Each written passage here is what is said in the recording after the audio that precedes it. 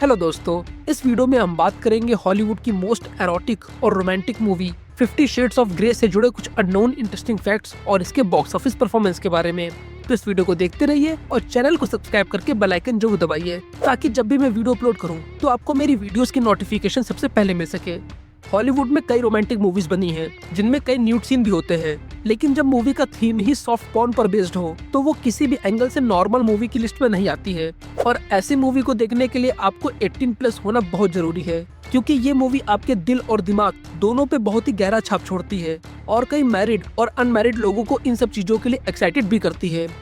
जहां आप इस वीडियो के थ्रू जानेंगे कि इतनी बोल्ड और एरोटिक मूवी का कॉन्सेप्ट आखिर कहां से लिया गया था, कौन कौन से मेल और फीमेल एक्टर्स को इस मूवी में काम करने के लिए अप्रोच किया गया और किन एक्टर्स ने खुद से इस मूवी में काम करने के लिए ऑडिशन दिए थे।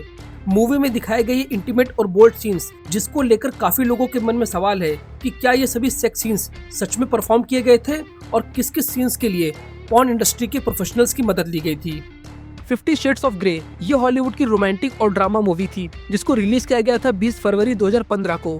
इस मूवी के स्क्रीन प्ले को लिखा था कैली मार्शल ने और इसे डायरेक्ट किया था सैम टायलर जॉनसन ने। इस मूवी का बजट रखा गया था $40 मिलियन और इसने बॉक्स ऑफिस पर $560 मिलियन का बिजनेस किया था और ये एक हिट मूवी साबित हुई थी और ये उस साल बॉक्स ऑफिस कलेक्शन की रेस में 12वें नंबर पे थी।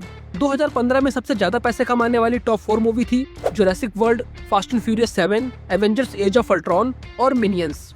इस मूवी को यूनिवर्सल पिक्चर के अंडर में रिलीज किया गया था और इस फिल्म की पॉपुलैरिटी को देखकर इसे 4.1 IMDb रेटिंग मिली हुई है। और अब बात करते हैं इस मूवी से जुड़े कुछ अननोन इंटरेस्टिंग फैक्ट्स के बारे में, जिसके लिए आप ये वीडियो देख रहे हैं। तो लाइक के बटन को दबाइए और वीडियो शुरू करते हैं। पहले बात करते हैं इस मूवी के ओरिजिन की कि ये मूवी आखिर कहां से इंस्पायर थी और ऐसी बोल्ड मूवी का सब्जेक्ट कहां से लिया गया था। तो ये मूवी इंस्पायर थी 50 शेड्स ऑफ ग्रे नॉवेल से, जिसे 2011 में ब्रिटिश ऑथर E.L. जेम्स ने लिखा था। जी हाँ, ऐसी खतरनाक बुक लिखने वाली एक फीमेल थी और इस बुक के टोटल 3 पार्ट हैं, जिसके सेकंड पार्ट का नाम 50 शेड्स ऑफ डार्कर और थर्ड पार्ट का नाम 50 शेड्स फ्रीड है। और इन्हीं नॉवेल से इंस्पायर होकर के इस सीरीज की तीनों मूवी को बनाया गया था। और इस बुक के पब्लिश होने के बाद क्या क्या ऑथर की लाइफ में चेंजेस आए थे और इस बुक ने कितने रिकॉर्ड क्रिएट किए, ये सभी फैक्ट्स आपको मैं वीडियो के लास्ट में एज अ बोनस के तौर पे बताऊंगा, तो वीडियो को लास्ट तक जरूर देखें।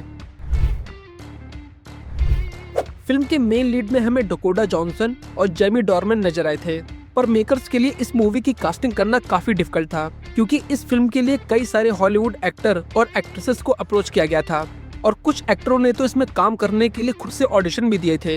लेकिन एक परफेक्ट कास्ट को सिलेक्ट करना मेकर्स के लिए किसी चैलेंज से कम नहीं था। तो पहले बात करते हैं उन एक्टरों की जिनको इस मूवी के लिए अप्रोच किया गया था। तो इस मूवी के मेन लीड यानी क्रिस्टन ग्रे के रोल के लिए Chris Evans, Henry Cavill, Alex Pettyfer, Ryan Gosling, Armie Hammer, Robert Pattinson, Matt Bomer और क्रिस हेम्सवर्थ का नाम सजेस्ट किया जा रहा था। और वही फीमेल कास्टिंग के लिए Emma Watson, Scarlett Johansson, Olivia Wilde, Margaret Robbie और लिली कॉलिस का नाम कंसिडर किया जा रहा था, जिसमें क्रिस इवान को मेकर्स ने काफी अप्रोच किया था, लेकिन उन्होंने मूवी के इतने बोल्ड और न्यूड सीन को सुनकर इस मूवी के लिए मना कर दिया। और अब बात करते हैं उन एक्टरों की जिन्होंने इसके लिए खुद से ऑडिशन दिए थे, जिसमें क्रिस्टन कुक, डोमिनिक कूपर और स्टीफन एमएल का नाम शामिल था। और वही फीमेल लीड के लिए लूसी हेल ने ऑडिशन दिया था, जिसमें लूसी हेल के ऑडिशन के बाद फिल्म के प्रोड्यूसर ने यह कहकर मना कर दिया कि वो इस तरह के सीन्स के लिए काफी यंग है। और काफी मेहनत के बाद इस फिल्म की फाइनल कास्ट के लिए चार्ली हर्मन और डकोटा जॉनसन को सेट कर लिया गया था, लेकिन चार्ली उस वक्त अपनी आने वाली मूवी सन ऑफ अनार्की की शूटिंग में बिजी थे और डेट्स की प्रॉब्लम की वजह से उन्होंने अपना नाम विड्रॉ करा लिया था। और एट लास्ट इस मूवी के लिए जेमी डॉर्मन और डकोटा को कास्ट कर लिया गया।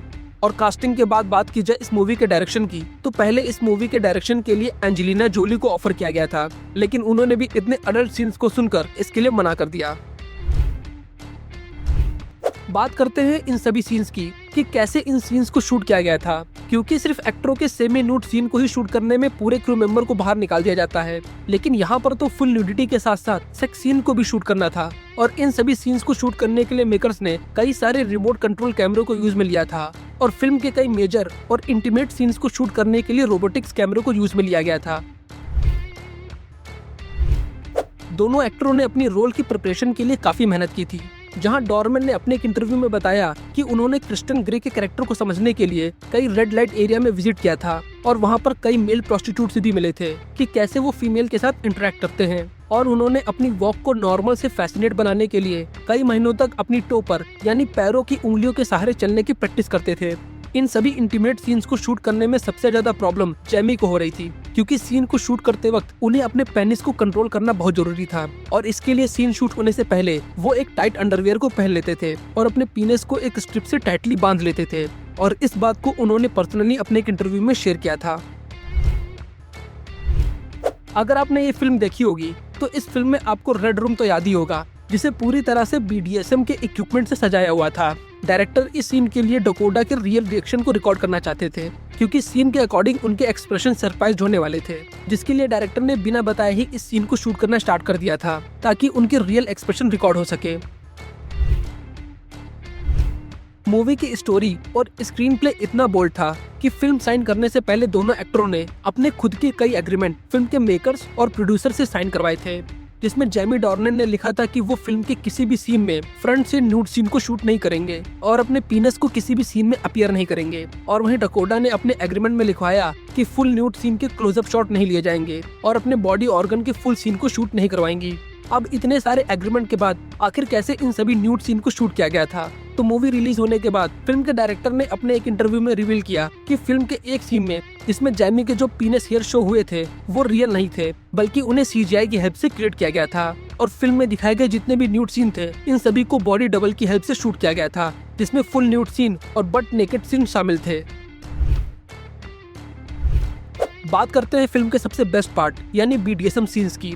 तो इस टाइप के सीन्स को शूट करने के लिए मेकर्स ने पोर्नोग्राफी डायरेक्टर और BDSM एक्सपर्ट्स को हायर किया था और मूवी में दिखाए गए जितने भी इक्विपमेंट थे उनमें कुछ रियल थे और कुछ को मॉडिफाई किया गया था, जैसे ये केबल टाई और राइडिंग रोप तो आपको याद ही होगा। प्रोडक्शन डिपार्टमेंट ने इन सभी टूल्स को सॉफ्ट लेदर से कवर कराया था ताकि डकोटा को ज्यादा हर्ट ना हो और सीन में दिखाए गए इन हैंडकफ को रैबिट फर से कवर किया गया था। फिल्म के इन BDSM सीन्स को देखने के बाद कई पॉर्न इंडस्ट्री ने इन सीन्स को लेकर ऑब्जेक्शन क्रिएट किया था कि उनके इन आइडियाज को बहुत ही गलत तरीके से फिल्म में दिखाया गया है, जो बहुत ही डेंजरस और रिस्की है और ये किसी भी एंगल से सेफ नहीं है और इन सभी सीन से हमारी कम्युनिटी पर नेगेटिव असर पड़ेगा। जैसे रेड रूम में यूज होने वाली केबल टाई जिसे क्रिश्चियन परचेज करता है। BDSM एक्सपर्ट के अकॉर्डिंग केबल टाई बहुत ही डेंजरस होती है और किसी अनएक्सपीरियंस पर इसे ट्राई करना बहुत ही डेंजरस माना गया है, जिससे पर्सनल इंजरी भी हो सकती है और ऑर्गन परमानेंट डैमेज भी हो सकते हैं। और दूसरे सीन में दिखाया जाने वाला राइडिंग रोप टेक्निक ये BDSM कम्युनिटी के अकॉर्डिंग बहुत ही एडवांस टेक्निक है, जो बिल्कुल भी रियल नहीं होती है और इसे किसी भी बिगनर्स पर ट्राई नहीं करना चाहिए। और इस तरह इन टेक्निक के गलत पिक्चराइजेशन से पॉर्न इंडस्ट्री को काफी लोग क्रिटिसाइज करने लगे थे।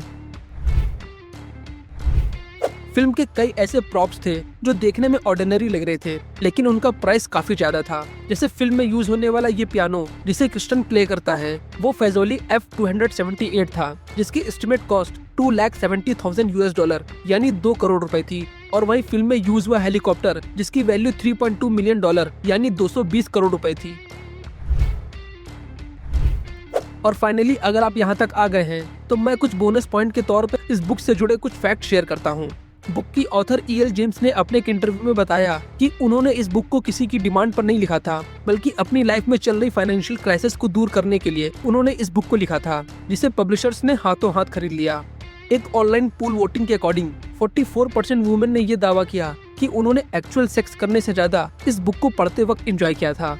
रिपोर्ट्स के अकॉर्डिंग इस बुक को सबसे ज्यादा खरीदने वाली मिड एज की फीमेल यानी 25 से 30 एज की फीमेल शामिल थी। बुक के रिलीज होने के बाद कई कंट्रीज के हार्डवेयर शॉप में सॉफ्ट कॉटन रोप की डिमांड बढ़ गई थी और इसके साथ ही कई सेक्स टॉयज की भी डिमांड बढ़ गई थी। बुक रिलीज के बाद इस इंडस्ट्री में एक राइवल कंपटीशन बढ़ गया था, क्योंकि इससे पहले हैरी पॉटर बुक को लिखने वाली राइटर J.K. रोलिंग पहली फीमेल थी जिनकी बुक्स मार्केट में सबसे ज्यादा सेल हुई थी। और वहीं 2012 में 50 शेड रिलीज होने के बाद ये पॉपुलैरिटी E.L. जेम्स को मिलने लगी, जिससे एक प्रोफेशनल राइवलरी क्रिएट हो गई थी। और वहीं J.K. रोलिंग ने अपने एक इंटरव्यू में बताया कि वो कभी भी इस बुक को रीड करना नहीं चाहती थी, लेकिन लोगों के इतने पॉजिटिव रिव्यू के बाद उन्होंने इस बुक को पढ़ना स्टार्ट किया था। एक डेटा के अकॉर्डिंग वर्ल्ड में सबसे ज्यादा बिकने वाली बुक बाइबल है, लेकिन इस बुक का अलग ही जलवा था, क्योंकि यूके के कई होटल्स के ओनर ने इस बुक की पॉपुलैरिटी को देखकर बाइबल बुक को रिप्लेस करके 50 शेड्स रखना शुरू कर दिया था, जिसके बाद USA की कई लाइब्रेरी ने इस बुक को बैन करवा दिया था। तो आपको ये मूवी कैसी लगी थी और आपको इस वीडियो का कौन सा इंटरेस्टिंग फैक्ट पसंद आया, प्लीज हमसे कमेंट में जरूर शेयर करिए। और इसके साथ ही अगर आपको किसी हॉलीवुड मूवी का इंटरेस्टिंग फैक्ट जानना है तो कमेंट सेक्शन में लिखकर हमसे शेयर कर सकते हैं। मैं उस मूवी के इंटरेस्टिंग फैक्ट की वीडियो जल्द से जल्द लाने की कोशिश करूंगा। Thank you.